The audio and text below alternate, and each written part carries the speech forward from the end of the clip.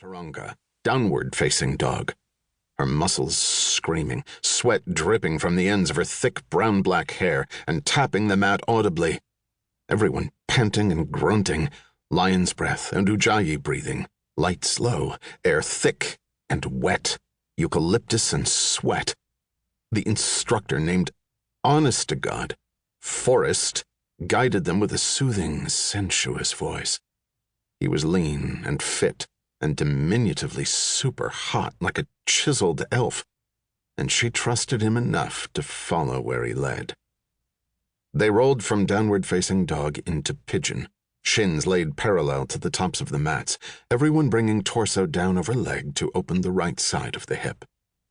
She got lightheaded, riding the knife edge of what her body would tolerate, separating fiber, tendon, and sinew, relaxing into vulnerability, loosening muscle that felt forever braced against an injury that never quite materialized. Next came the left side, her worse side, getting into the outside hip flexor. She sipped in air and gave out shaky exhalations. And then all of a sudden it came in a rush. No memory, just emotion, pure and raw, and coded into the fascia itself.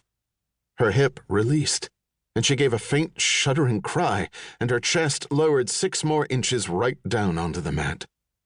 The bar of her shin against her breasts, her stomach lying pressed across the thigh, forehead grinding the mat. She was gasping, trying not to whimper, everything breaking over her like a flood, and she was just her heartbeat and her breath and her body, totally present, her skin glowing from the heat. She held the pose against all reason. Pain and pleasure fused in a fires of hell union, and then Forrest instructed them to exit the pose. She tried not to grimace against the creaks and aches, pushing herself back into downward dog, directing her gaze back through the stems of her straightened legs. That's when she noticed 2 guys in the row behind her, snickering and checking out her ass. She almost couldn't believe how deeply it struck her, a wave of heat roiling through her already overheated body.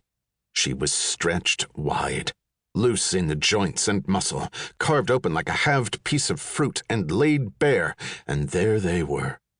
2 dickhead dude bros staring at all that rawness and taking it, her pose, her noises, her long-suffering body, as something sexual, as a source of amusement, like some thing they wanted to hump.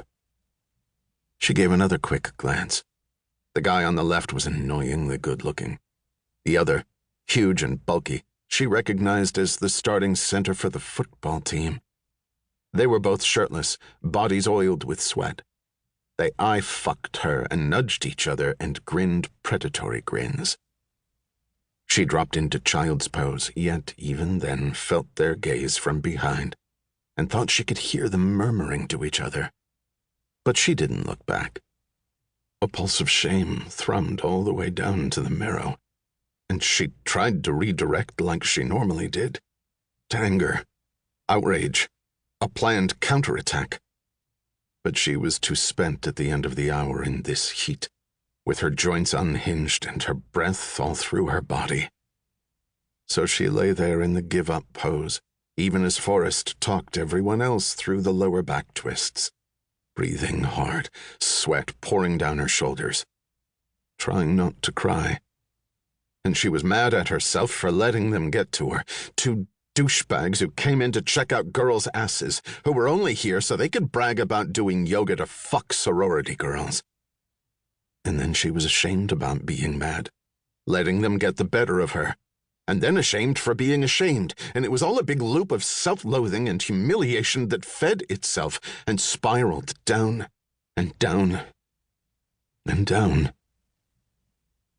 Joey raked the shower curtain shut behind her and let the cold water blast over her, cooling off her body.